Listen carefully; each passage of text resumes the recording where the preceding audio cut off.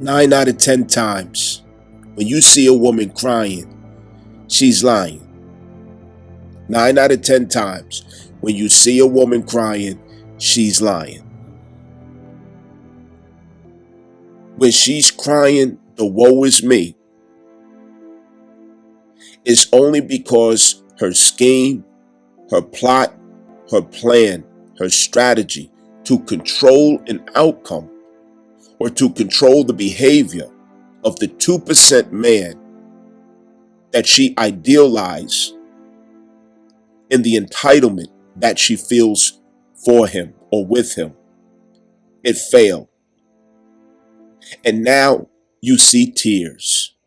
You hear lamenting, frustration, and she poses it as her being a victim of circumstance, his behaviors, or his decisions, or some cultural stigma that mysteriously subjects her to misfortunes.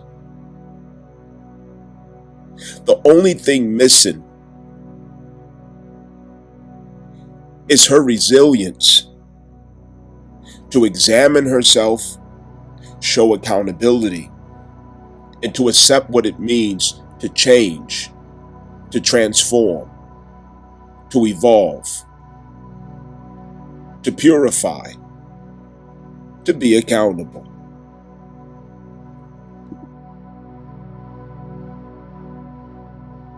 All right, here we go. I've been making several attempts on several recordings this week. Got to get it together. That Mars and Virgo will certainly be a support, as Mars takes an Adderall when he goes through Virgo. But we are prevailing.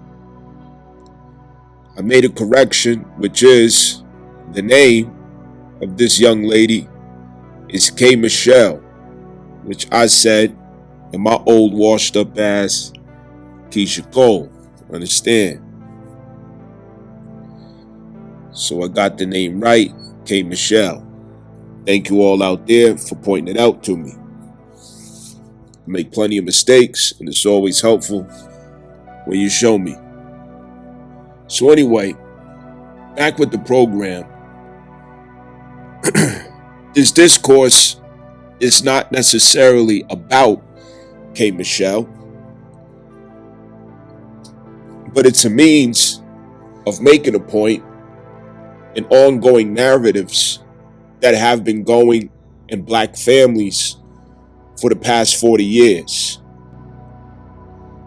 Narratives about black men that are simply not true. There are things that are said with emotion. There are things that are said with great conviction, even. And there are things that are said by pretty women, influential women, starting with your aunties, your mother, other woman figures in the black community who you wouldn't dare to question or examine. And that's how it all begins with narratives.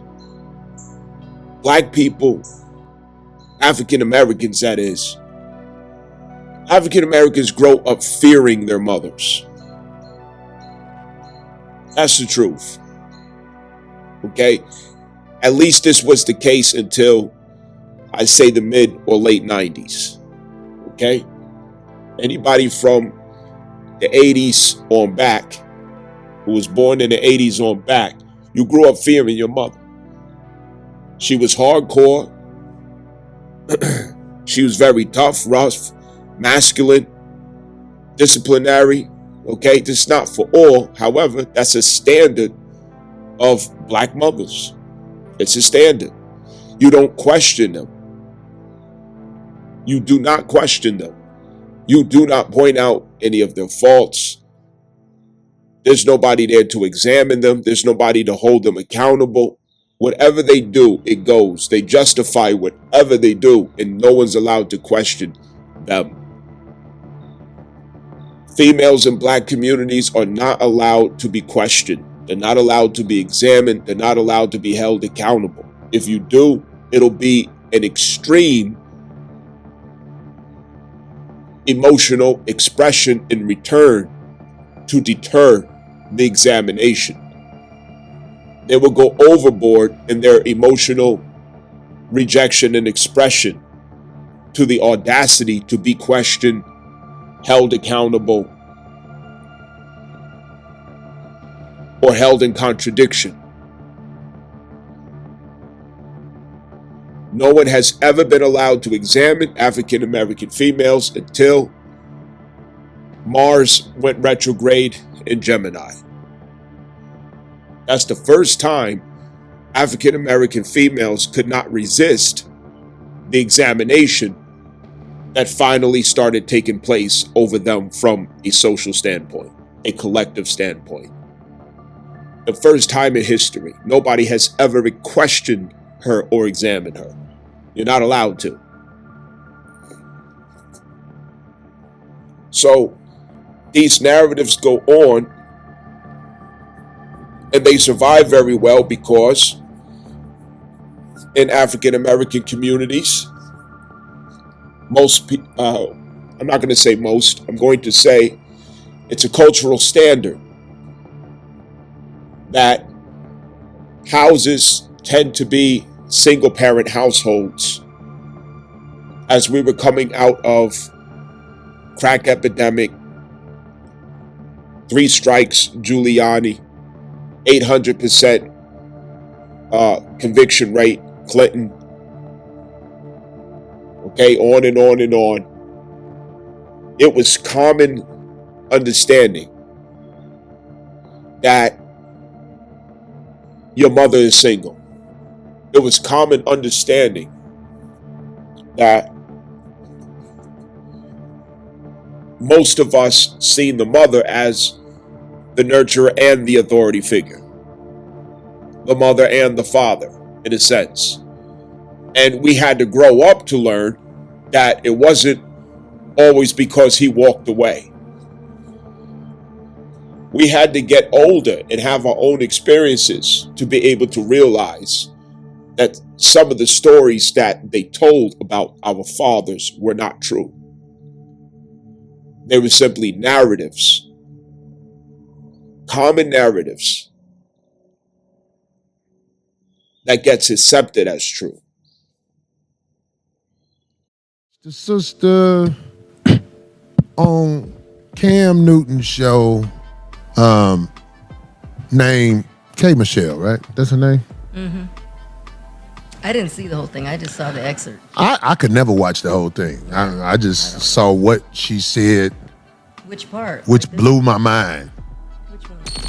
We are consistently creating the cycle of kids who can't come home and see their daddy there. And they see their mama sad at night. At what point? So what I take issue with is that she mentions the outcome. She mentions the consequence. She mentions the undesirable experience. But she attributes it to men, as they always have for 40 years. The kids can't come home and see their dad at night. And mommy's all alone crying is what she says to this narrative. Okay, why is that? In this discourse, I'm going to explain why with some factual support. But to add to this, they failed to explain how they practice parental alienation. They failed to explain how they deliberately create parental alienation. Because to African American females, children are convenient weapons. They're weapons of mass destruction, and they will use it. They go on political campaigns against the father for their own selfish reasons. that usually has to do with an undesirable outcome in relationships, an undesirable outcome when it comes to their entitlement. But the consequence is always the father or the man. Why he's not there.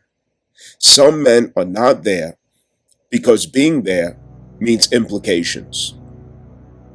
Because these females, they provoke men. They push the buttons as far as they can go. Because they know that here in America, you can't put your hands on them. You can't yell at them too loud. Any little thing that you do of any type of pressure, any type of pushback, it vilifies you automatically as the man. It makes you look bad. You'll be riding in the back of the NYPD patrol car. You'll be the one with the restraining order. You'll be the one losing access to your children. You'll be the one with a criminal record. You'll be the one going to jail. This is America. And she knows that when it comes to legalities, when it comes to court, when it comes to public perception, when it comes to winning alliances of people to cheerlead her, support her, yes, girl, and all this other stuff, the world is hers. It comes to her with ease. She is a political master. Just like Israel. Israel is a political master. And they know that whatever they do, Big Brother America is going to be there to back them. So they walk the earth like bullies. They walk the earth like tyrants. They mistreat people. They do things in the dark and do their best to stop it from coming to the light. They stand behind this air of innocence, behind these words that hold sentimental value, such as Israel, Jews, things of that nature. But really and true, these are Zionists that keep up the political troubles, hiding behind religious sentiment. You know, these sisters are exactly the same. There's so much that they leave out. They become tyrants and monsters when it comes to them exercising power, domination, and control. If they can't control the man naturally, they have to do it through getting him to marry her or getting him to get her pregnant. And from there, she wields her power because she knows the state is now behind her based on those two factors. Otherwise, she has to rely on the narrative. And she has favor with the narrative simply because she's a female. And America is a place that favors, no matter what, lie or not, truth or not. If she's a female and she's telling a story, if she's crying, and especially if she's pretty, believe her. Quote unquote, believe all women. This is America. America has enabled and protected her in her tyranny. And she refuses to own it and look at it. She's at home crying at night, as she quoted, simply because she feels her power, her attempts, her strategy didn't work to control the behavior of a man, to control the decision making of a man. It's the only reason they cry. It's because their plan didn't work. It's the only reason they're sitting home sad, because their plan didn't work.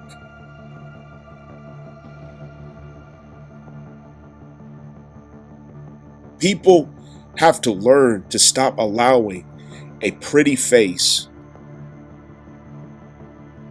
a female's image, celebrity status to influence their judgment and perception. How long will this and how long will that? Did you forget what part you play in all of this? Of all people, K. Michelle should be talking? Of all people. It amazes me that they can never, ever, ever see themselves. He's not there at night because you run him off. You're a tyrant. You're physically, mentally, verbally, and emotionally abusive. When it comes to the children, you say, my baby, my daughter, my son. Until there's a problem, then it's your daughter, your baby, your son. African American females have a habit. It's a common thing. This is not an empty assumption. They take full obsessive possession, domination of the identity of the children, excluding the father's fair portion of right, parental right, say so, and identification with the children. It's my baby. She makes all the decisions. She says what goes and what not. She indoctrinates them, brainwashes them, sets narratives, alienates them, and then paints him to be some type of monster or villain. How long will that go? Yes, there are sisters at home crying because of the outcome. Of course you're going to be crying because of an outcome like that, because you're always finding yourself by yourself. You can never seem to figure out why men do not want to stay. Why don't men want to stay with you? Why do they always end up leaving? If that's what you say. Why do you always file for divorce at 70% rate and 90% of the 70% is the educated version of you? What is it about your education that has you to reconsider your marriage? See, everything tells the truth. Everything explains what's really going on here. Everything. But what doesn't explain it is what these females have been saying. Point is the successful black man in this world going to step in and really create structure? I see white men doing it every day. What about the white man? That too. What'd she say, D? That's all I caught.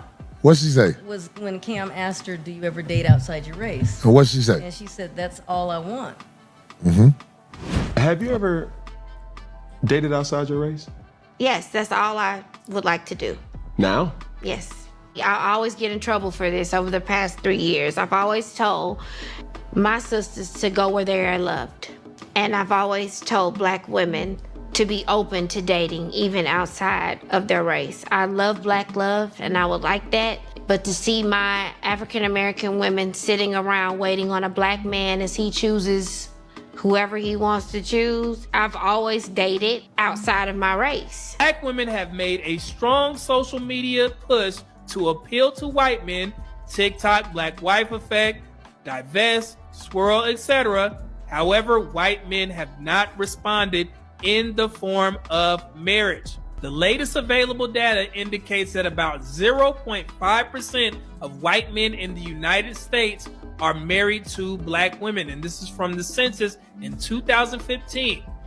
This statistic highlights that relative rarity of such interracial marriages. So no, black women, you are not race loyal to black men at a fault, and that's why you don't date out. Let me get my words right. That's why you guys don't marry out. White men are happily obliging y'all by having sex with you, having kids with you, but they're not marrying you. Now, here's a heifer who done had her titties, face, nose, everything done. Everything done. Ain't she done had some stuff yanked out before too? Am I wrong? Was that her? Who was the girl who had something yanked out? Had a yanked I out. believe that might have been her. Yeah, I think that was her. Was it? Wow. Now, I said this when I went on Cam Newton's show. Women with BBLs are insane. Women who stuff things in their sad. They're insane.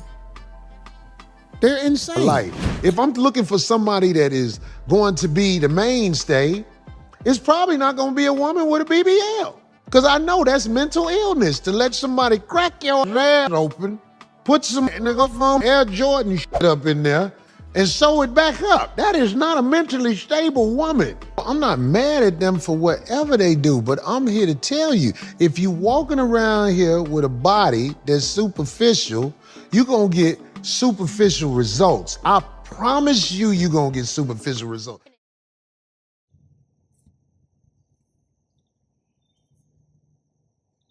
There's a high admiration, respect, reverence, and as I mentioned before, fear of Black women in the African American community, starting with childhood.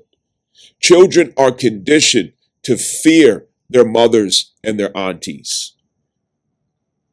To not only respect their mothers and aunties, but to obey them no matter what, not even questioning them. They have a domination that comes out of their expressions over the children, over the household, over the husbands, over the boyfriends, over everyone. There's a domination in their spirit. They push emotional force that overwhelms in their voice, in their facial expressions. They give 17 facial expressions in one fucking snapshot. You say or do something that they do not agree with, rather you're right or you're wrong. Their faces show 30,000 different communications and expressions. There are exaggerated facial expressions at every twist and turn as children grow old with their mothers and aunties and sisters. Attitude, overbearance, resistance to any type of examination, accountability, or authority. It builds a force field around African American females to where they grow up without ever feeling what it's like or knowing what it's like to be examined.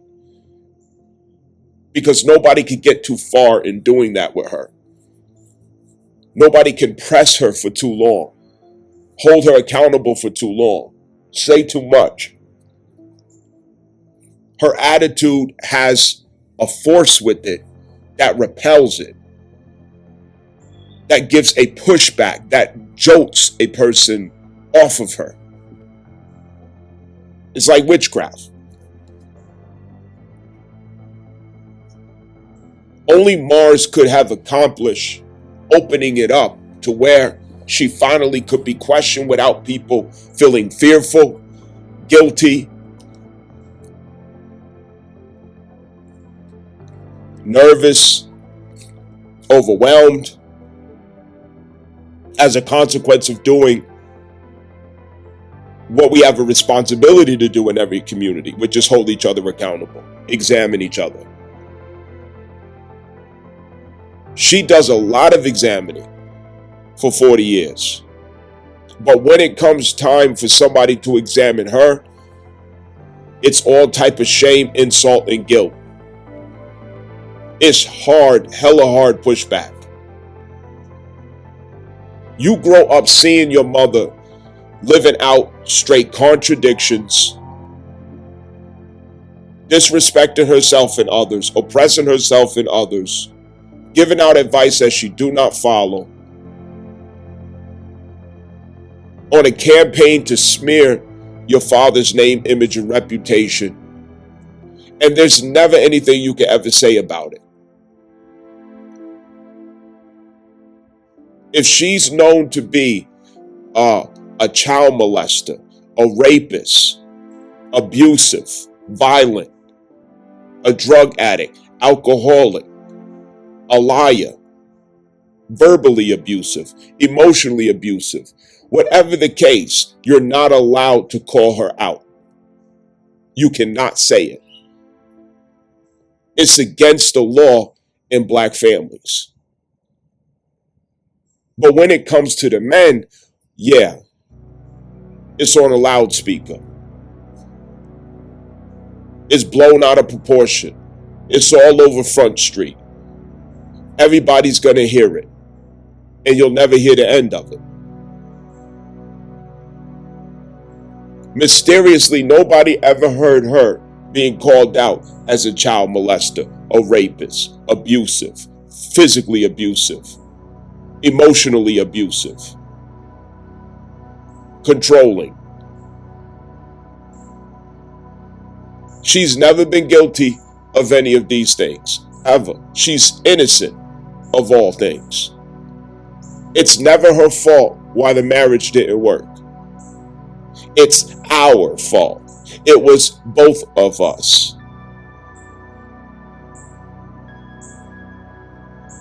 It's never her why the father could not have a peaceful pathway to facilitate and sustain a relationship with his children after the relationship did not work.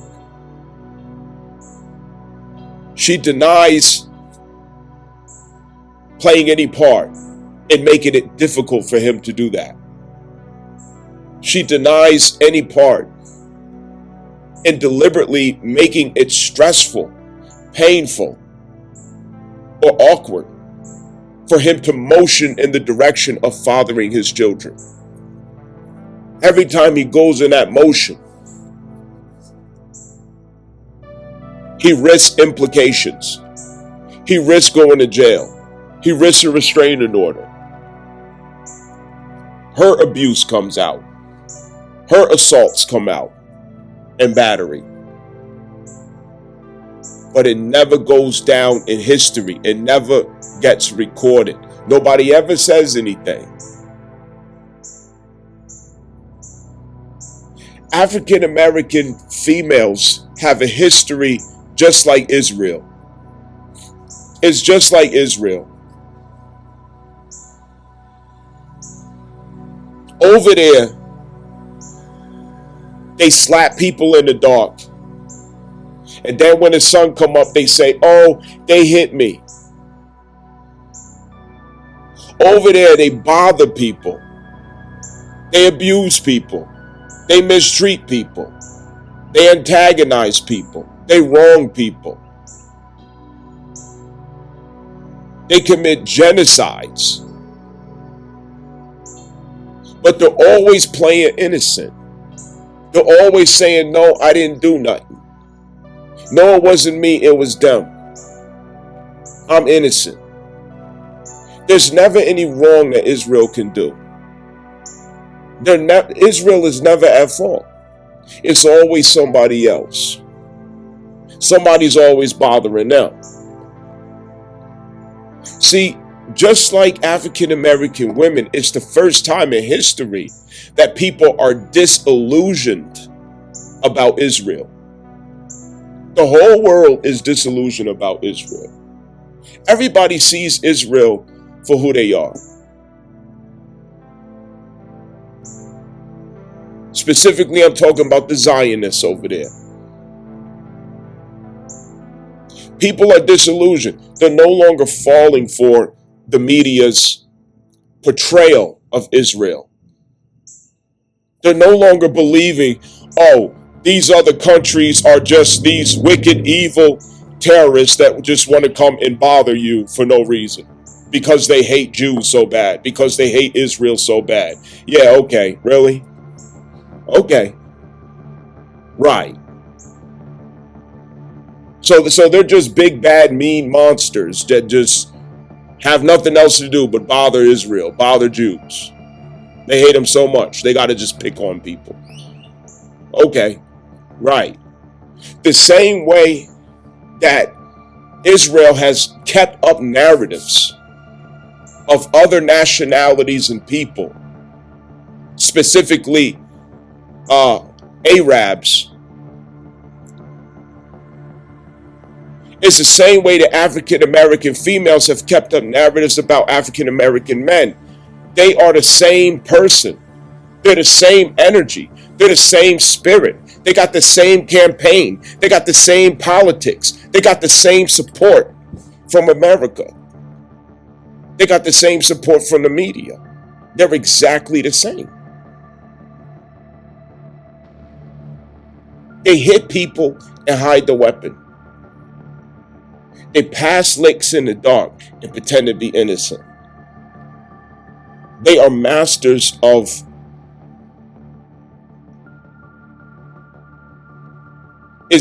they're masters of this witchcraft that portrays other people in an image and like that they're not. They're very good at doing it. They are master manipulators. They will have you thinking that everybody's out to get them. They will have you thinking that everybody is some terrorist that just won't leave them alone, that won't stop wronging them about them. Every time you turn around, they're crying about who wronged them, how they're a victim. They can only do right. Their intentions are so noble and so righteous. They're doing the best they can. They wouldn't hurt a fly. Israel and African American females are exactly alike. They're the same person and they do the same things in the same way. And they have the same ones protecting them. America protects African American females because they're the useful idiot that gets the job done in corporate America. But corporate America, the liberal agenda, they're done using her. Mission accomplished. And because they're done using her, Donald Trump sent them home from the plantation. And they don't see it yet. African American females cannot see that they're playing the same game that Israel is playing. They get in front of cameras, they get in front of the media, and they act so innocent, so faultless. It's always somebody else's fault. It's never them. I have watched this my entire life, and it's a problem because men suffer behind this. Look how Palestine suffers. Look at Iran. I'm not sympathizing with these people, but from a logical perspective, how long has this shit been going on? You know what I mean? It's one of those stories that when you walk in a room and you catch your kids in the act of mistreating their sibling, and then you like, well, how long this shit been going on? You know what I'm saying? It's one of those situations. How long this shit been going on? Iran is just mysteriously going to get up one day and just be evil and just slap Israel for no reason. Really, man? You want us to keep thinking this shit? Palestine is just some bloodthirsty, you know what I mean, Arabs who got nothing else better to do than just hate you, just dream all night of ways to get back at you. Really?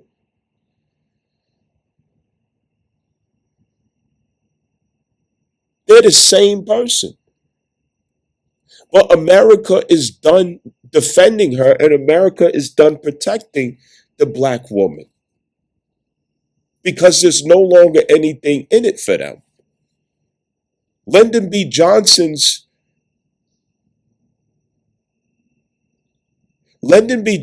program is over. DEI is over. Affirmative action is over. Their use of the black woman in corporate America is over. They sent all of them home and they plunged down to the highest unemployment rates in America. They're done using black women. And black women are about to become disillusioned about where their status really came from and what it was really about, and realizing that they were simply useful idiots. They was good house niggas for a while. And Massa is done using them. They don't see this. Cancer Jupiter is all about the reception of this aftermath, because reception is, now that you've done betraying your family, your husband, your children, your community for ambitious pursuits in career and status, what do you have to come home to? What and who is your home? And you can't keep going on with your girlfriends as your home, your aunties as your home, because I know they realize men have already went their own way and have bowed out of chasing them anymore, taking them out, so on and so forth.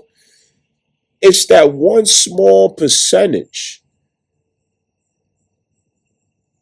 that they're even getting any feedback from. And a fraction of that is always going to be Pookie. It's always going to be Ray Ray. But when it comes to the ones who they actually want, it's a small fraction. 2%. 2%. It's 2% who meets up to the standards of their delusion. Meanwhile, even though they're chasing the 2%, they stand in the line for that 2%, they delusionally believe that they all are qualified for that 2%, and they wait and stall out for that 2%. In the meanwhile, they having babies with the worst of our community characters. Meanwhile, the frustration that they show, such as K. Michelle in this interview, it's not because somebody did them wrong. You have to watch closely. You have to pay attention. The frustration is the fact that they were not able to control the outcome with that 2%er, the black stallion, 6 feet tall, 6 figures, and dark skin. They were not able to manifest 2 outcomes, which is marriage or pregnancy. That's where a woman goes with a 2%er, the African American female. When she feels that she's with a 2%er man, she has to get pregnant or she has to get him to marry her, because that's the only way to chain this nigga, to control him. And if she fails to do so, she remains frustrated, disappointed, angry, resentful even. If she fuck around and get pregnant by this character or Pookie, and she's still unable to control him, she simply utilizes the leverage of his love or sense of duty for his child, or sense of shame for lacking presence in his child's life, as a weapon against him. She uses it as a weapon, and she hurls threats over him over and over again. I watched it for 40 years. She will threaten him. Oh, I'm going to take you to child support. Don't worry about it. I'm going to put you on papers. Don't worry about it. Oh, he don't love his kids. He left us. Women conveniently change key words to paint pictures and narratives. He left us. He embarrassed us. No, he left you. He abandoned you because you're not safe. You're a liability. You bring him closer to a jail cell. You bring him closer to a criminal record. You're tempting him to implications. You're conjuring domestic violence and then want to turn around and slap him with a restraining order. You deliberately sow these problems and then turn around and say, oh, he don't love his children. Obviously, well, you should fight. If you love your child, you'll fight for. Why are you making a man have to fight for his child when you can cooperate and be mature if participating in his pathway to his child, which has nothing to do with your disappointment and him not loving you the way you wanted him to, or manifesting what you wanted him to manifest with you? See, females go all the way. They don't have limitations. This is America. There's nothing to stop them. There's no breaks. There's no barriers. There's no rules, laws, codes. There's nothing to stop females from violating, from going too far, from breaking rules, from oppressing, from abusing. There's nothing to stop females from these behaviors. So what can he do? In America, a man cannot stop a woman from doing anything. He can't even stop her from abusing him. He has to get out of the way. He has to leave the situation. This is America. Now, if we in some third world country, yeah, you wouldn't be acting like that. Because a nigga slapped the taste out your mouth. But that's not where we at. And when females are aware that this is the case, they abuse that privilege. They abuse it. They go overboard. I've watched for 40 years how females make a man's life a living hell. If she feels rejected, disappointed, embarrassed, or whatever with the relationship outcome, she will use that child to punish him in every way that she can, and it will last for decades. It's not something she do in a month or a year. It lasts for decades, that bitterness. Her bitterness and resentment can last for decades. I watched it all my life, over and over and over and over again. There's nothing and no one to stop women in America from going too far, from doing wrong, from abusing men. Women are abusive too. They commit crimes too. Assault, battery. They always want to, verbally abusive. He was mentally abusive. He was emotionally abusive. He was verbally abusive. He was psychologically abusive. He was physically abusive. He was abusive in every way. But never mention how they are abusive. It's a mystery. Mysteriously, they have never been abusive. Mysteriously, they have never abused anybody. It goes down in the record that they have never been guilty of abuse. They have never been guilty of verbal abuse. They have never been guilty of emotional abuse. They have never been guilty of psychological abuse. They've never been guilty of physical abuse. None of that. We see how they practice parental alienation. Parental alienation. They are profound masters of parental alienation. They sow seeds in the children's head. They put one against the other. The child could see their daddy and want to run and hug their daddy. And she will put a crisis right in front of that child's love of their dad. Oh, no, don't smile at that nigga. Don't hug that nigga. Nah, he trifling. Nah, he ain't no good. Nah, don't hug him. These are the things that black women do. And ain't nobody gonna tell me they don't do it. Yes, it's true that it's not all black women.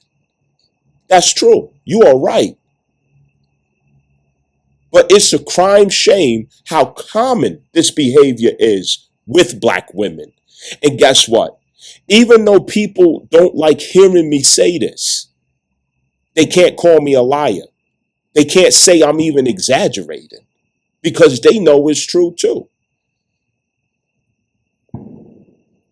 They know it's true too. See, I'm in an awkward position. Over and over again, I choose to be the person that nobody likes. You know what I mean? Nobody likes me, man. Nobody likes me. But nobody will have the guts to make sure that awareness is that attention and awareness is brought to this crisis in the black community with black females. It has to be amplified, and females have to get involved with making noise about it. They make noise for themselves, for their own selfish interests, but they quiet as a church mouse when it comes to these things. These are things that have gone on for so long. So long. K. Michelle gets up here and makes this narrative about black men. Why don't you this? Why don't you that? But as you will listen and see as I go through this discourse, she don't know what she talking about. She just talking from her feelings. You know what I mean? I provided the proof. You know what I'm saying? That she's just talking from her feelings. But the point I'm getting at is these narratives have been going for so long. And in the past, men have gone to the graves, have gone to prison, have walked the streets, holding that L, wearing that L, taking that L to the grave. How many men died with that unresolved? Went into old age without that being addressed. She gets clean away with it. Every time. She has serious crimes against the black family. She has serious crimes against black children. She has serious moral crimes against black fathers. Black women do in America. They have some serious war crimes against the black family. Just like Israel, they are the same person. They do the same things in the same ways. I will be the person that don't nobody like. I will be the person where you secretly watch my videos, but you say in your heart, I can't stand this nigga. I hate this nigga. Praying for my downfall. Some of you out there probably hope I'll just fall over and fucking die. I get it. But that don't stop me from doing what I know I'm supposed to be doing, no matter who shows up or not. Because the shit I seen concerning black women is fucked up. It is not right the way they've been living for 40 years. And as I seen in the stars, the time has come where they're going to have to give account for that. Just like Israel. Nobody in the world believes Israel right now. Nobody. Nobody wants the war to happen with Iran. Nobody believes that Iran is just these big, mean, evil people who just went and slapped Israel for no reason. Nobody believes it anymore. The world is disillusioned with all the manipulators of the earth, the liars of the earth, the little rats of the earth, the little sneaky motherfuckers of the earth, people who have been getting away for shit for fucking decades. It's over. Justice has come. This is the time where tyranny no longer has power to continue moving and fucking shit up in the earth. It's messed up what happened to the African American community. We have so many socially engineered artillery against us since Jim Crow. And that don't even include slavery, the psychological impact of that. But to add feminism on top of that, it just incinerated the black family, unrecognizable.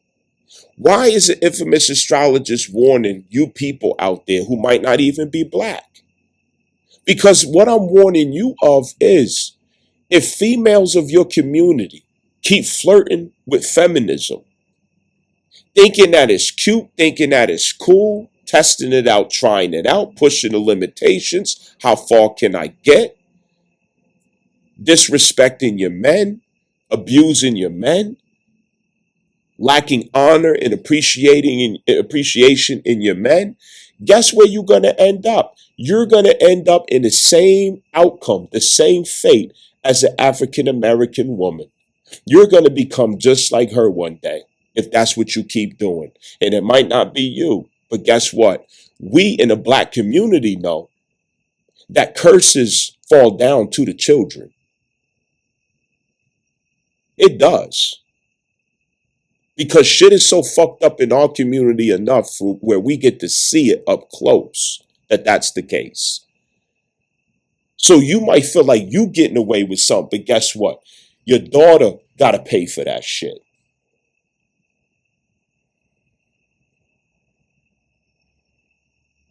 Stay away from feminism.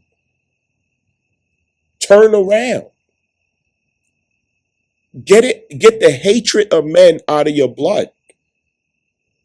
Get the fear of men out of your blood. Stop competing with men. Figure out your own destiny as a woman. Figure out your own purpose as a woman. Stop being jealous of the destiny and fate of men. Who are you as a woman? Don't compete with your sister. African American females ferociously compete with each other. They don't even like each other. They set each other up for failure every day.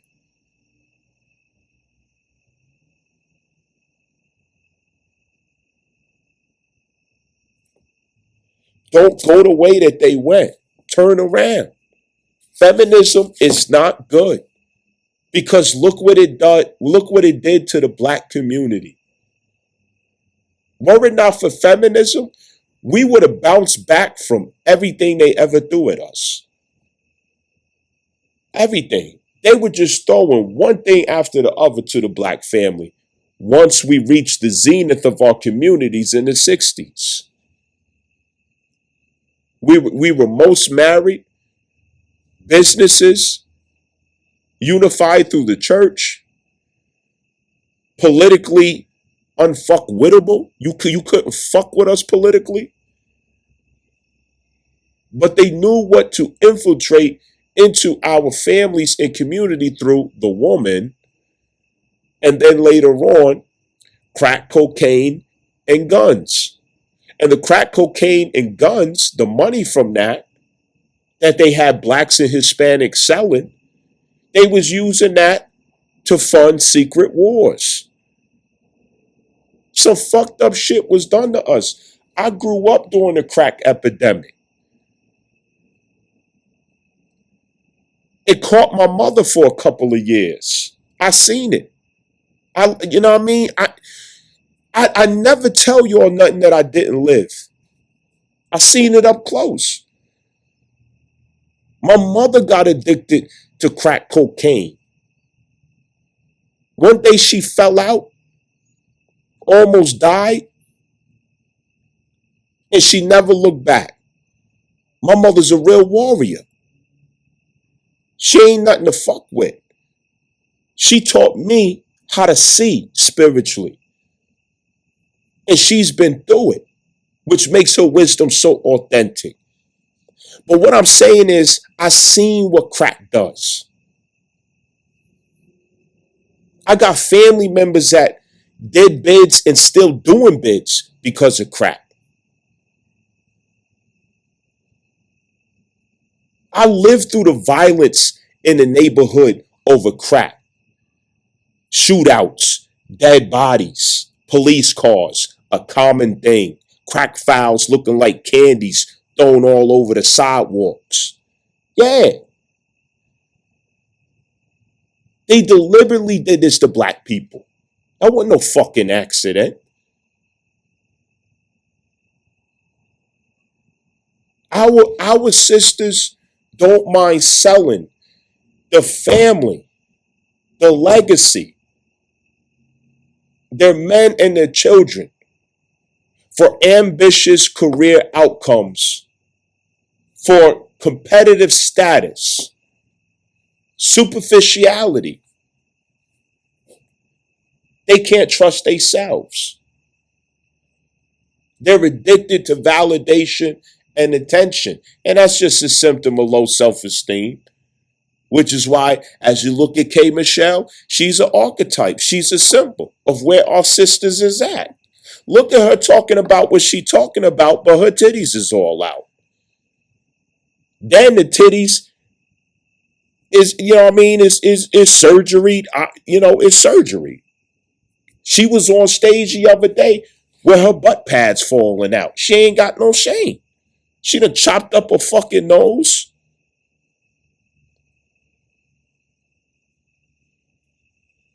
Talking like she got a sinus infection.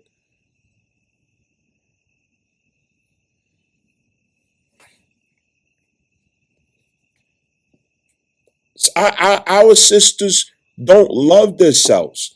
They hate what they see in the mirror.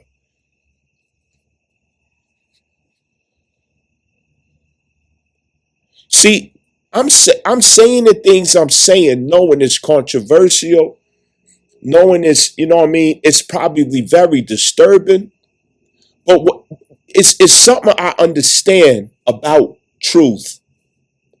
And that's that if we could condition ourselves to show resilience to the truth, we could constantly transform to higher and higher levels of personal empowerment, intensity,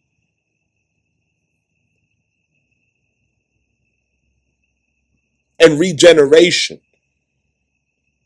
But cowards can never get there. We got to get back to having the hard and difficult conversations with ourselves, with our families.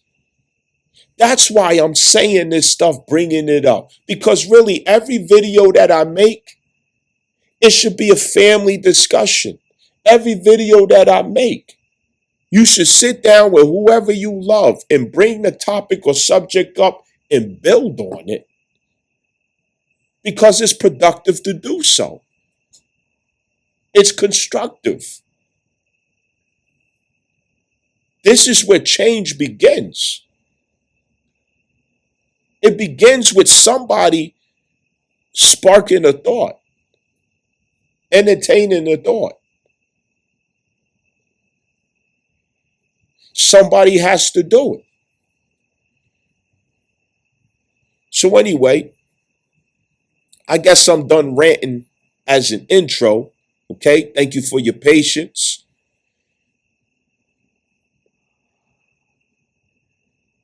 K. Michelle, as I mentioned before, you might hear me saying here, Keisha Cole or whatever else. Pay no mind. But the point still remains in everything I fucking said. Understand? every day. Getting on stage singing R&B, being here in Atlanta, I get to sing R&B, but then I get to go to Nashville and be like, you mean you ain't staying out till 6 in the morning? You gonna go home to your family? You gonna write this song and leave at 5 and 6 because you gonna take care of your family and your wife?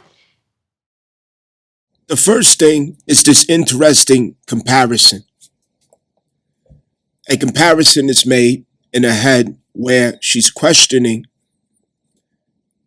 the judgment and behavior of a man or black man, obviously, in comparison to what she has seen white men around her exemplify. And this is very simple.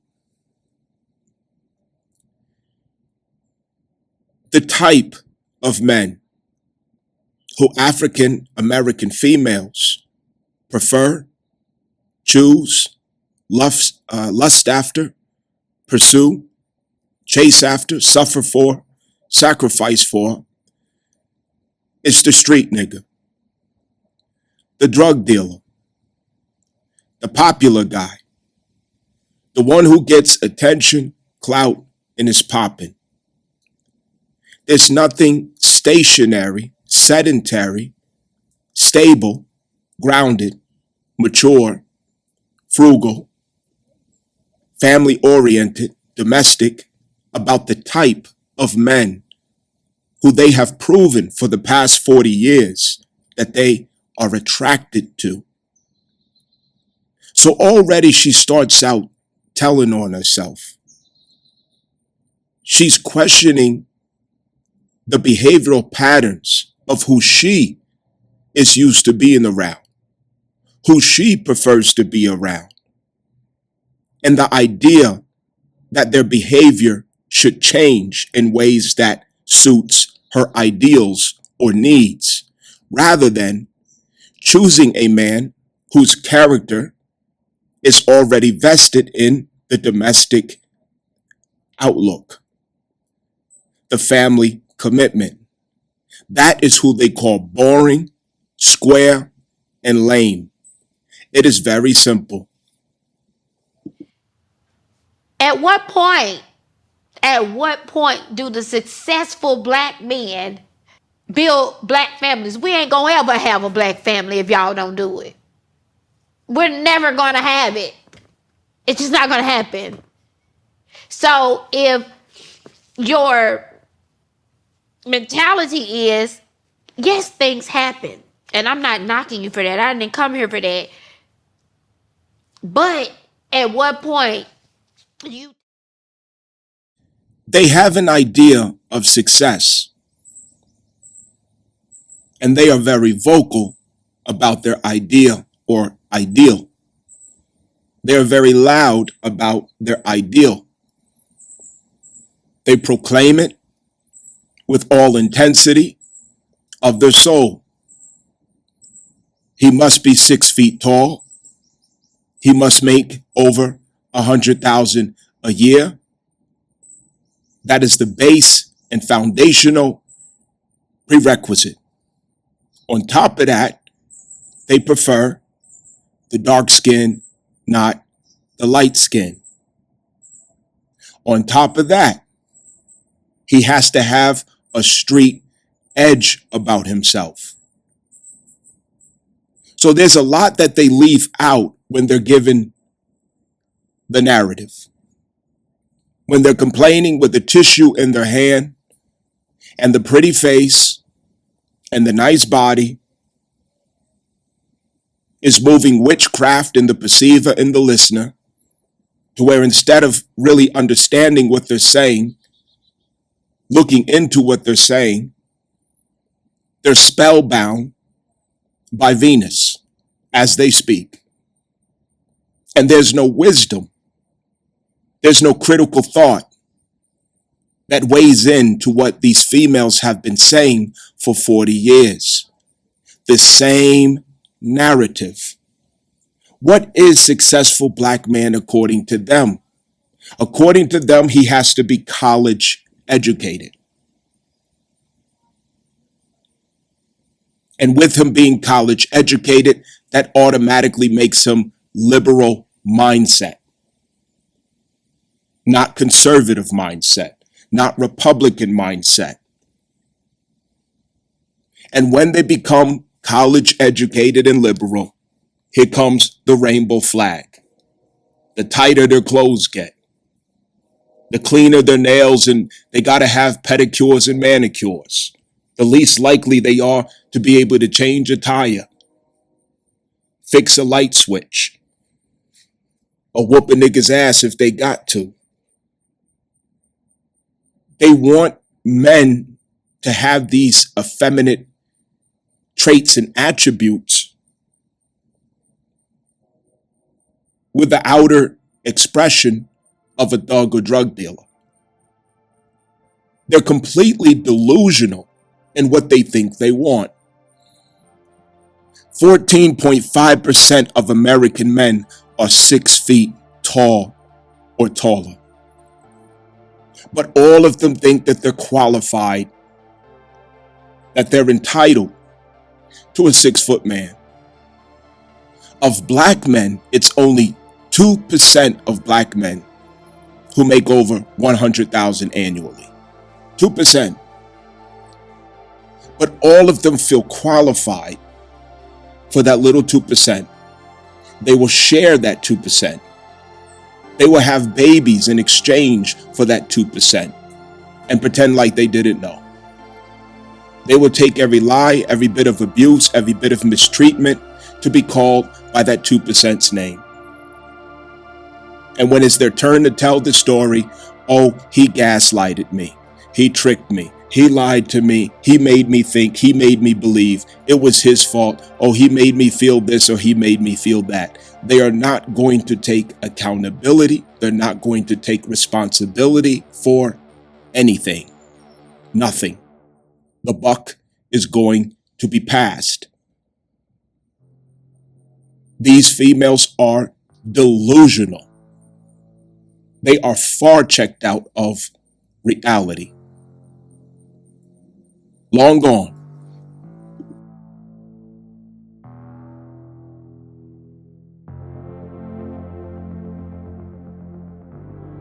Their idea of successful men does not include the other 98%. The 9-to-5 working man, the blue-collared man, the man who works construction, the man who works warehouse, the man who fixes cars. You name it. It doesn't include 98% of black men who they walk past every day. But they're crying and complaining about how black men deserted them. They won't build homes. They won't do this. They won't do that. No, you are crying about the 2% who you can't get to do what you want them to do. You are crying and complaining about the 2% who you can't figure out how to get them to desire or choose to marry you. You're frustrated because you can't get one of those 2% to choose and keep you. So now there's this narrative, this illusion that, oh, black men just won't do right. African American females will not even look in the direction of the other 98%. They don't even exist.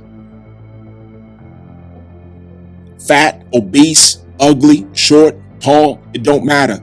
They're all delusional. And they all think that they deserve the same man. And they do not mind sharing. These false narratives about black men have been going on for over 40 years.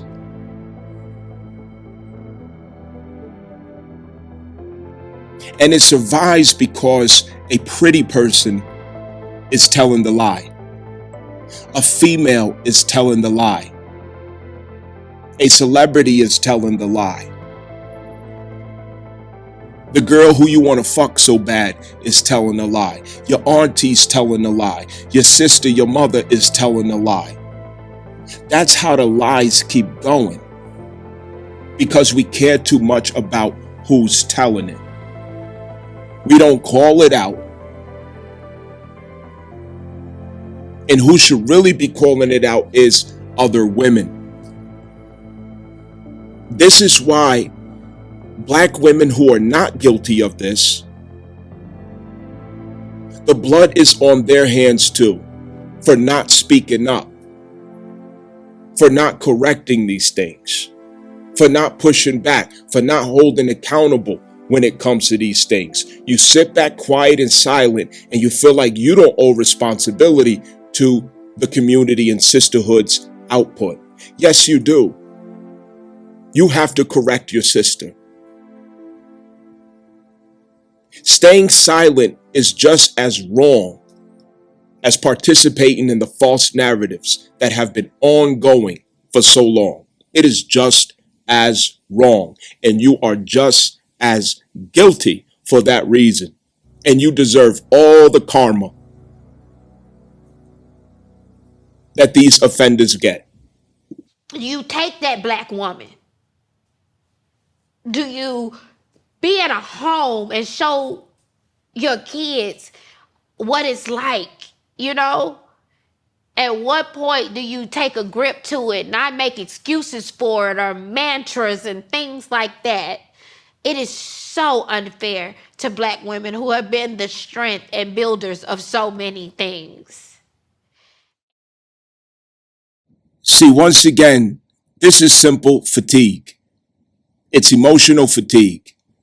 And the emotional fatigue comes from several attempts to control one or few of the 2% that you have access to. Ultimately, you need to get them to marry you or get you pregnant. One of the two. If they don't marry you or get you pregnant, you remain frustrated at the outcome. You remain frustrated at the results. You feel defeated. You feel entitled. And your frustration is something of an emotional intensity that you don't know how to process, because you have arrested development as a Black woman. You do not have the emotional maturity of a grown woman. Most of you.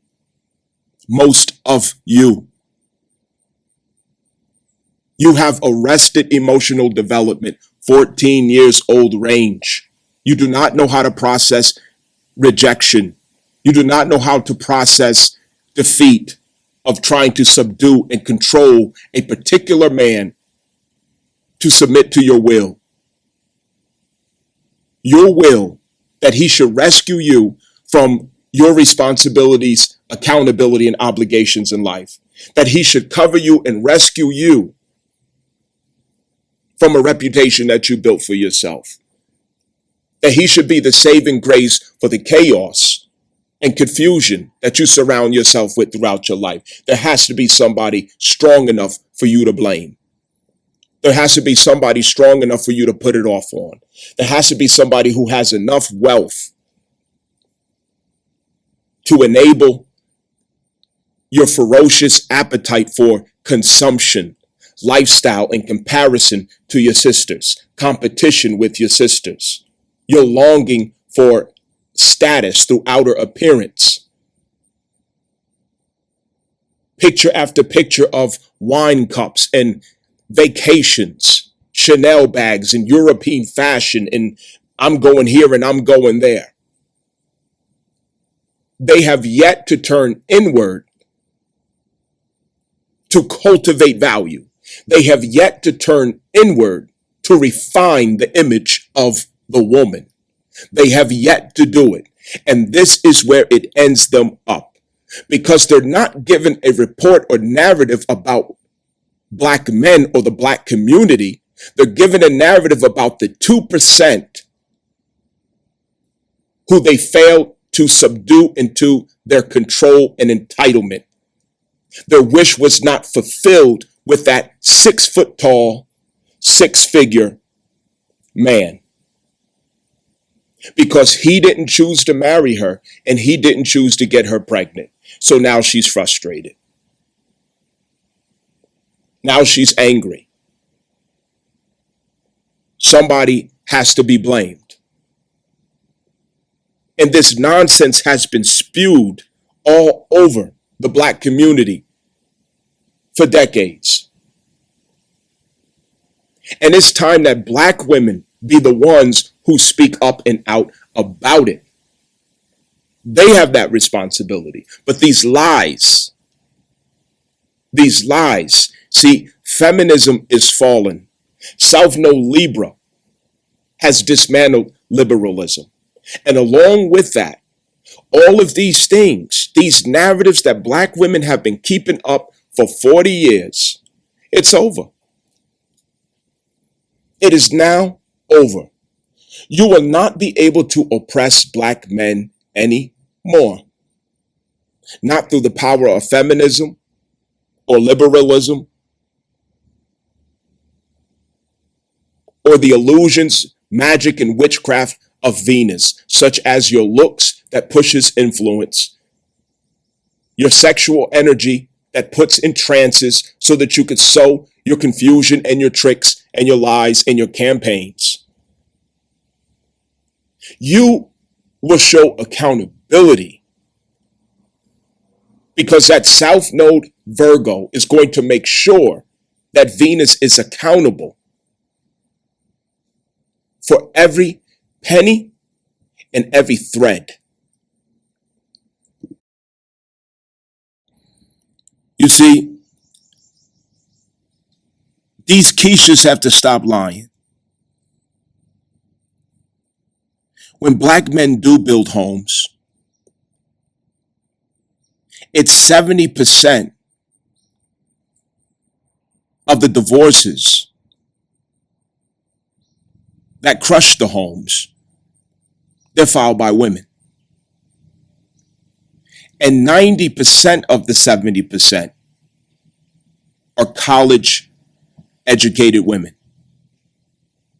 90% of the 70%. So it's not that they're not building homes. It's not that they're not creating families. It's not that they're not marrying who they choose. Nobody could get them to stop filing divorce once the fun is over, once the honeymoon is gone, once there's no longer a buzz, once the fantasy is no longer there tingling their senses, once they can't get attention and validation anymore out of it, once the delusion is up, once the responsibility and the focus, the maturation, the discipline, the accountability kicks in. Now it's time to get your sisters to throw a divorce party for you. And you take his home, you take his property, you take his children, and you turn the children into weapons against him. Wash, rinse, repeat. Men are making homes. Women are taking homes. That's the truth. That's the truth. Not what these feminists have been saying for 40 years. Oh, the men are just walking away. Oh, they just always leave. They won't make a home. They won't settle down. That's a goddamn lie from the pit of fucking hell. These bitches have been lying since I've been alive. I'm 42 years old. They have been lying since the beginning. 58% of Black fathers live with one or more of their children. 58% means most.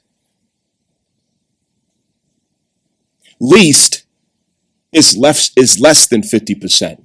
Most is more than 50%.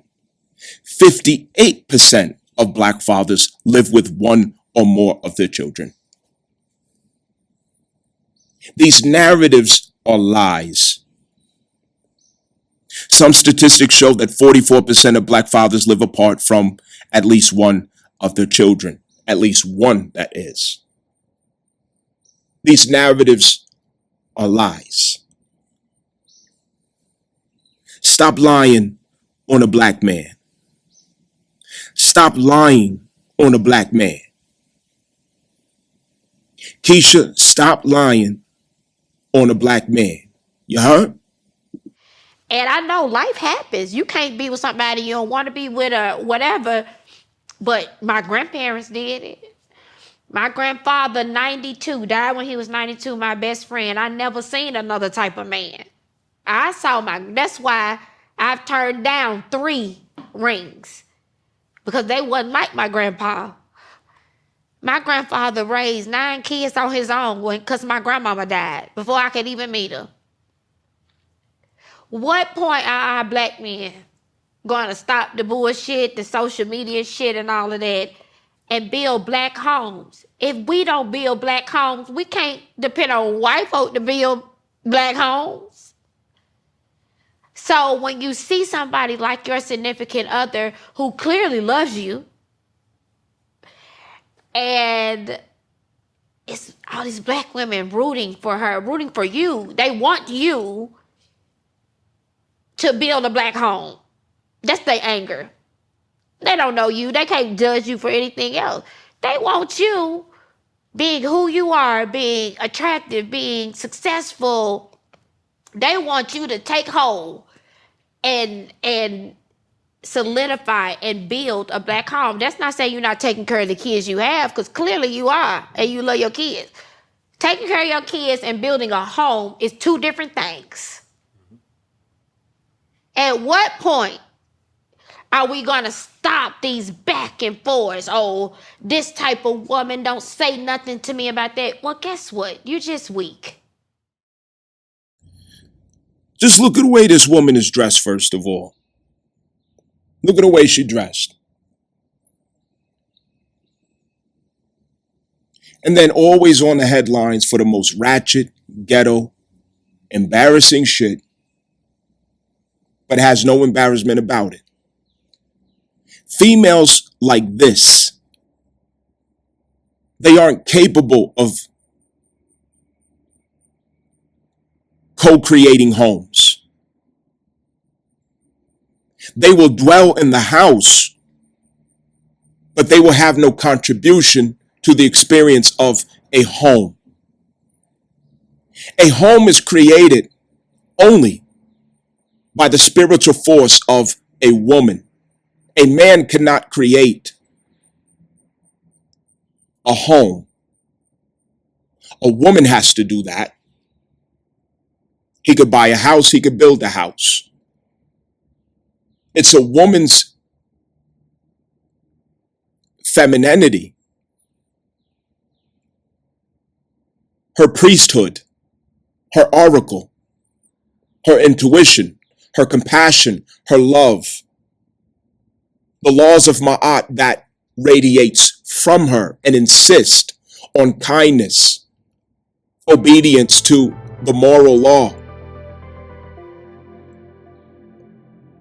submission to the consciousness of fair doing, kindness, justice, and advocacy, sensitivity, mercy. These type of females, they know nothing about these things. They are artists at best. And as artists, they are actors, pretenders. They cannot produce the fruit of a woman. They cannot bear the fruit of a real woman. They can have babies. They can talk real sweet and nice. But they are simply actors. Because no one taught black women in the past 40 years how to be women. No one taught them how to be wives, and no one taught them how to be mothers. They lack education, ironically. Although they proclaim they are the most educated, they lack the most fundamental and essential education, which is how to be a woman, how to be a wife, They are good workers. They are ambitious career bosses and pursuers. Everything about them is career driven, career informed, career based, career led, career inspired. But the image of a woman is not in them. So they cannot speak about a home. Because when you dwell in a house with these type of females, the house becomes a prison. It becomes entrapment. It becomes a place where a man can find no peace, no solace, no quiet of mind, no rest, no contentment, and no trust. He is disturbed every waking hour dwelling with her. She can't make a home. She's too preoccupied with exercising control and attachment. Control and attachment. That's why she's so exhausted. That's why she's emotionally exploited. She burnt herself out emotionally because she's trying so hard to control and attach. Control and attach. Manipulate, control, and attach. She's exhausted. You will rob the man of every bit of peace he has. And a man must have peace. It is better for a man to dwell on his rooftop, is what the Bible says. She should be careful with her words and know what she's saying. A house and a home is two different things, and only a woman can make a home. Only a woman. That's not something you could fake. You can't pull that off. These bitches these days, they don't clean, they don't cook, they don't sew. They got an attitude when you ask them about something. They feel entitled to this idea of equality in the house, taking no pride in the dominion that their image was born to express itself through, the home front. They frown upon it. They love the streets, social media, attention, clout, competing with man and competing with their sisters. She don't know nothing about a home. Nothing. They lack understanding. They go to college to talk real nice, to talk real proper, but they still don't have a drop of wisdom. They still don't have understanding. They still lack education. They're just well trained, well rehearsed.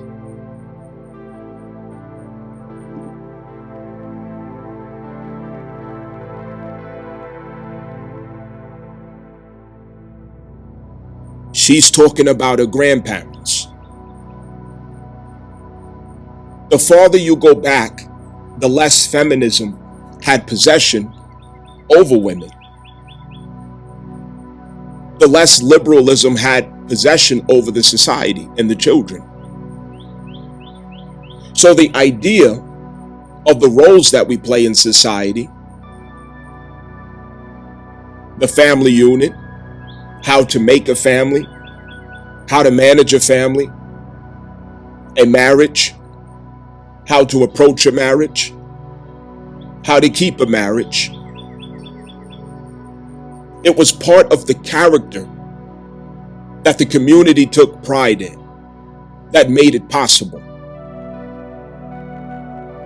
The accountability that you would run into concerning your marriage, your wife, your husband, your family status, as you go from door to door, house to house, community, institution to institution.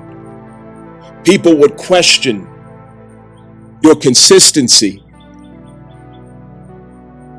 with family culture. She forgets that we are in a world that they voted for, that they fought for, that they chose, that they begged for the world of feminism, the world of women's exploitation of rights, the world of women's abuse of freedom, oppression of men. They created this world. Man didn't make it this way. They fought for it to be the way that it is. And it scares the shit out of men to even think about marriage, to even consider marriage, because marriage from a man's perspective and what they are witnessing about the behavior and character of American women in this day, it's a trap. Without a prenup, it is a trap. To get a woman pregnant is a trap.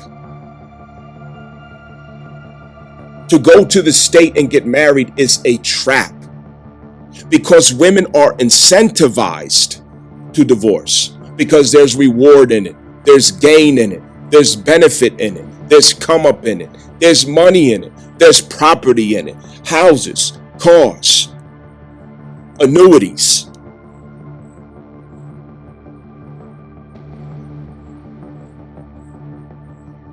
And children are the strongest weapon that they could form against a father or an ex-husband, an ex-boyfriend, a sex partner. And women lust for control. They lust to be able to control an outcome, control that 2% of man, to submit to their will, their ideals, and their sense of entitlement. And they will use children as weapons and leverage to anticipate that outcome.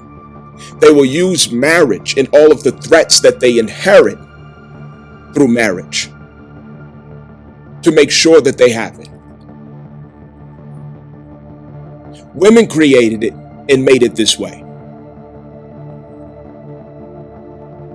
So now they made the bed and they have to lay in it.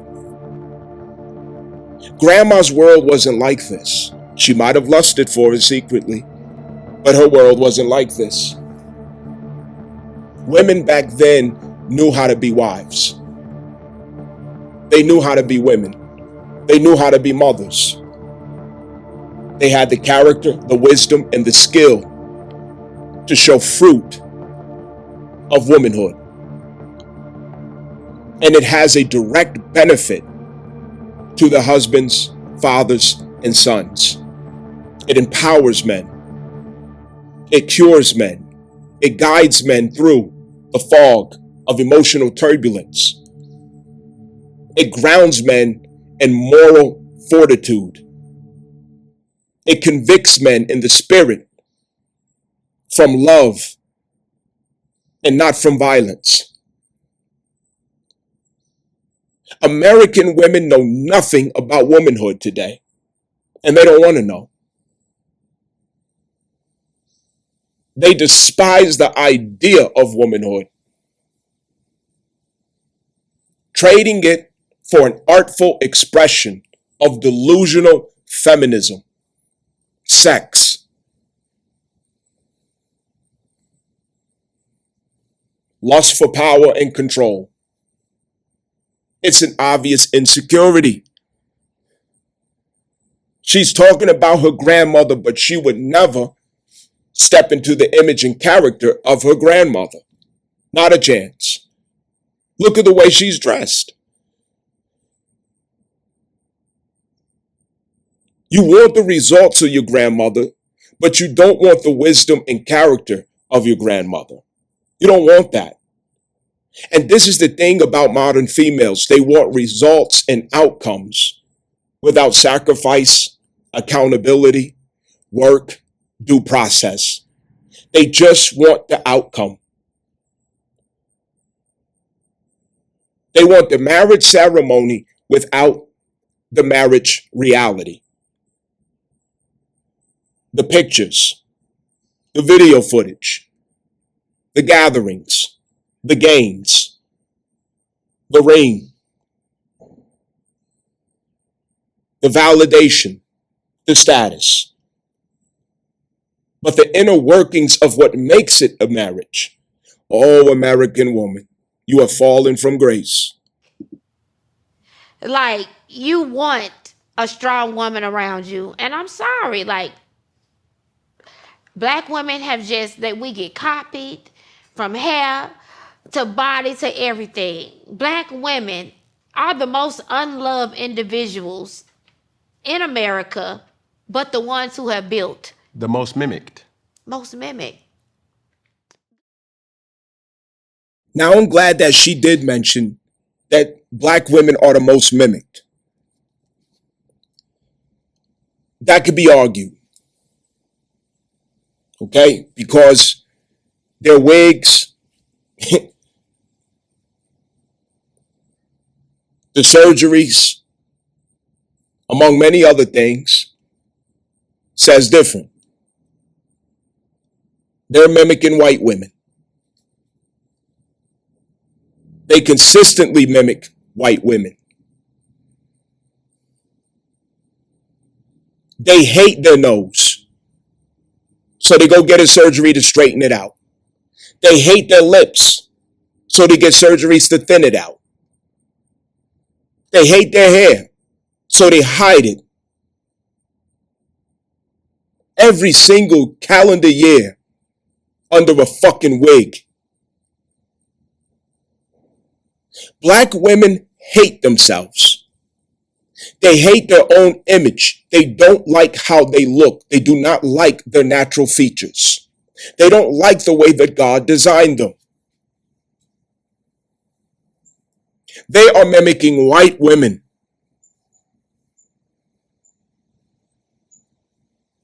Everything on the body, like Mr. Potato Head, is a witness and testimony to that fact, that they want the features of white women.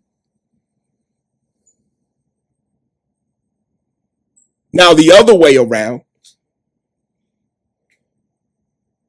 what women mimic about black women and gays and trans is their attitude, their defiance, their tyranny, their rebellion, their feminism, their sexual revolutions. That is what women of all nations lust to imitate, because secretly they see black women as the feminist heroes who gives them hope that one day they can be so, quote unquote, fierce. The embodiment of Black Moon Lilith, the black woman, the dark Eve. She's taken the fruit in the garden over and over and over and over again. Over and over again. Adam can't get a damn break. She won't put that damn fruit down. She's the champion of feminism. She's the champion of obtuse rebellion. She's the champion of feminine ill repute. She is the example and the symbol of where all women will end up if they don't change their ways. She is the warning to all women. She is a sign to all women. She is an oracle and witness for all women, that if you continue to secretly lust for power over your husband, domination over your men, envy of the fate and destiny of men in society, competition with your sister in jealousy, secret envy, self-hatred, and lack of acceptance for your own natural beauty, being led by lust, control, and attachment, you will end up just like the black woman. You will have the fate specifically of the African American woman, not necessarily the Caribbean or the African woman, not the Latino black woman, the African American woman. She is walking the earth warning you of what's going to happen to you if you keep with that attitude. White woman, Hispanic woman, Asian woman, Caribbean woman, wherever you are from. If you continue playing with feminism, playing the games of power, disrespecting men, dishonoring your fathers and your husbands, you will suffer her consequences. You will turn out exactly like she did. The African American woman has a miserable existence in this earth. And she chose it. She chose it with pride. Let the truth be told. We have listened to women sit with tissues on Oprah, talk shows and podcasts, interviews, and we have consumed the lies, the pure bullshit for 40 years. Their mouth is forever running with pure contradiction.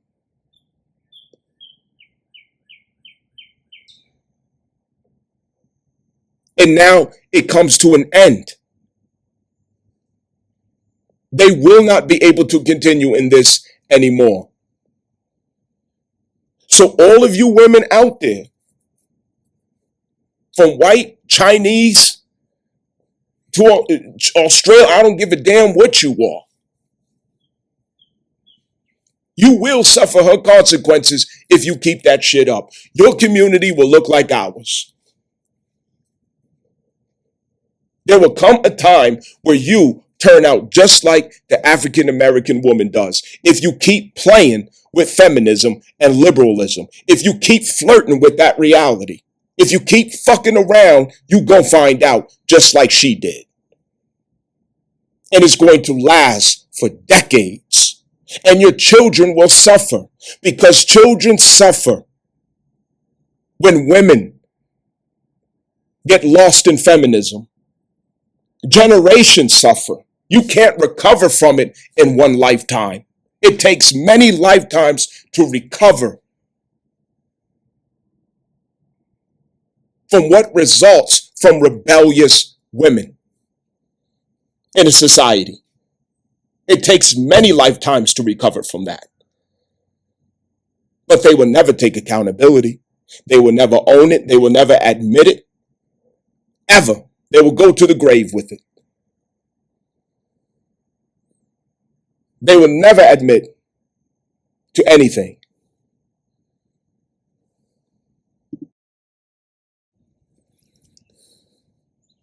She goes on to tell Cam Newton that they, or black women, are looking for them, successful black men, which I already clarified is 2% or less, according to their definition of successful black men. She said she's looking to them to change the narrative. In other words, we're not responsible for our image. We're not responsible for our reputation. We're not responsible for the results we're getting. We're not responsible for the stories that are told of us in our communities. It's because you, black men, will not do what we want you to do, how we want you to do it. That's why it's not going right. I'm sorry, but man is not here to follow the leadership of woman. Never has. He's not here to follow your leadership. We already see what your leadership will result in. Go to any liberal city in America. Any liberal city. Go to any Republican state and find the liberal city within the Republican state. That is where the crime rate is highest. That is where violence is out of control. Juvenile delinquency is out of control. Domestic violence is out of control. That's where all of the filth and corruption has high concentration. Because mamas are running the households by their damn self. And it's not because men walked away. It's because they ran the man off, or they was fucking strangers.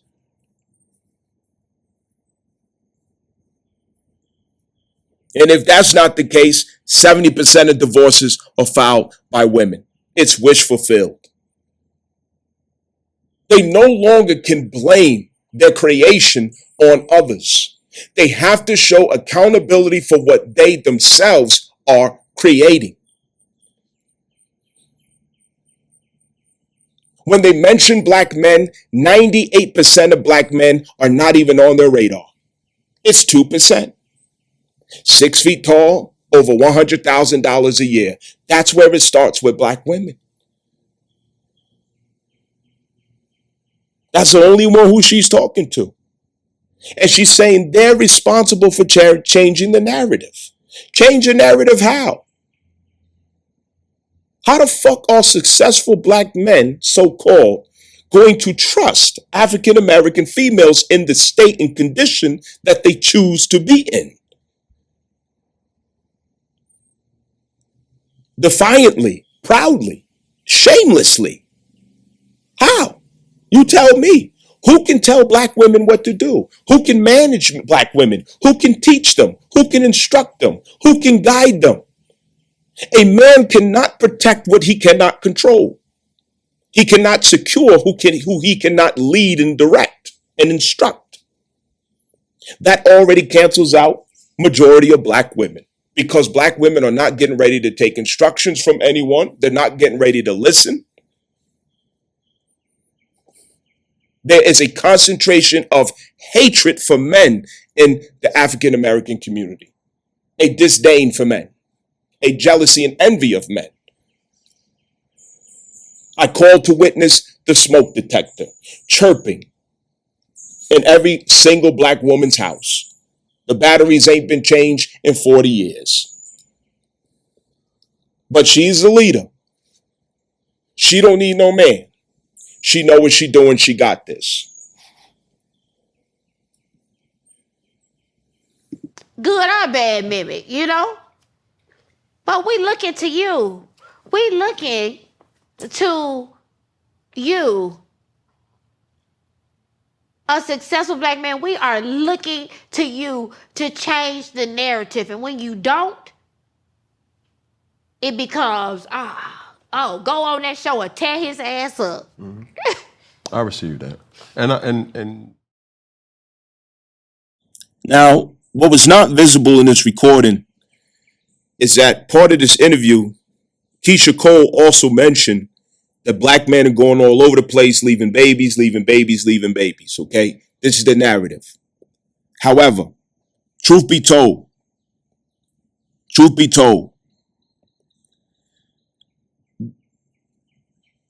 black women account for 61% of black women age 15 to 49 have had a child. By the age of 40 to 49, this percentage rises to 87%. Now, compared to black men, 46% of black men age 15 to 49 have had a child. By the 40s, 81% of black men have children. Who has less children as an individual? Who's giving less children to the community as an individual compared to who keeps getting pregnant over and over and over and over again while claiming to be in this crisis of family circumstances with themselves? From baby father to baby father. The contradiction is always spewing from their mouths. All you got to do is let them talk. That's all you got to do. Let them talk, and they will always contradict themselves. They will always expose themselves every single time. Every time. These narratives have always been going on in the black community since as long as I've been alive. Tarnishing, destroying the African American man's image. We can't get a damn break. It's always us. We're always the problem. And she taught the world to see us that way. She taught the world to think that of us. She tears down her own house with her own hands and her mouth. And once again, she complains about marriage. Black men are more likely than white men today to get married. But there's always this narrative that's going about black men. Niggas can't keep black men's name out they fucking mouth. People always talking shit about the black man starting with her. Starting with her.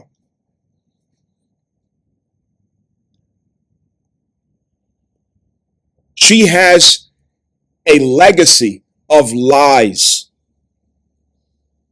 a legacy of fabrications, a legacy of character assassination.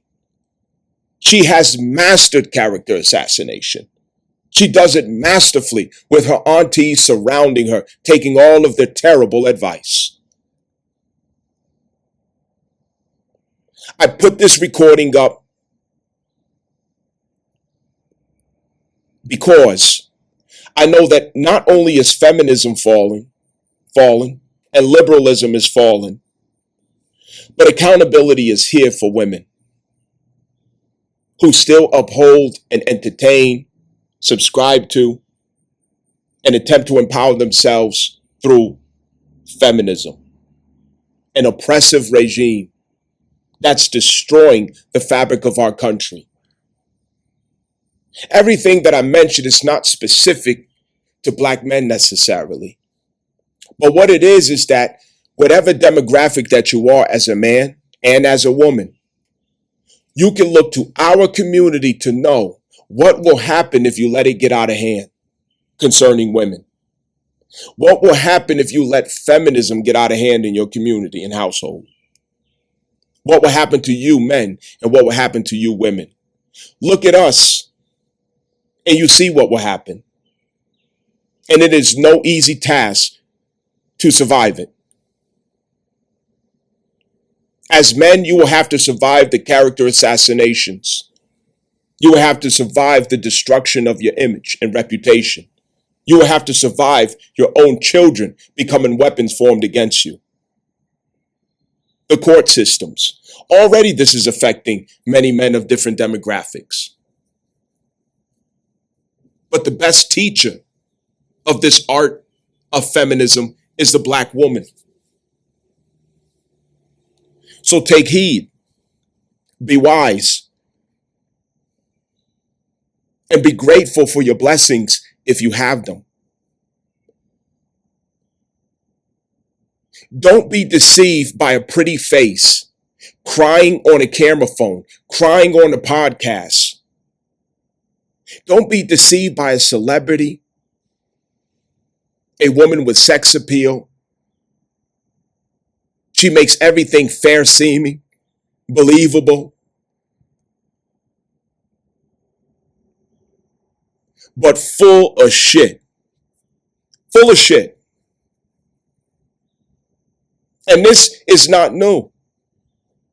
It's just that this is the first time in history that man is being disillusioned about women. He's coming out of the spell. He's waking up out of the witchcraft of women. After centuries and centuries of practicing romance and chivalry, he's coming back to his senses about women. He's becoming disillusioned about women because romance and chivalry has surely misled him. It has paralyzed him. It has blinded him.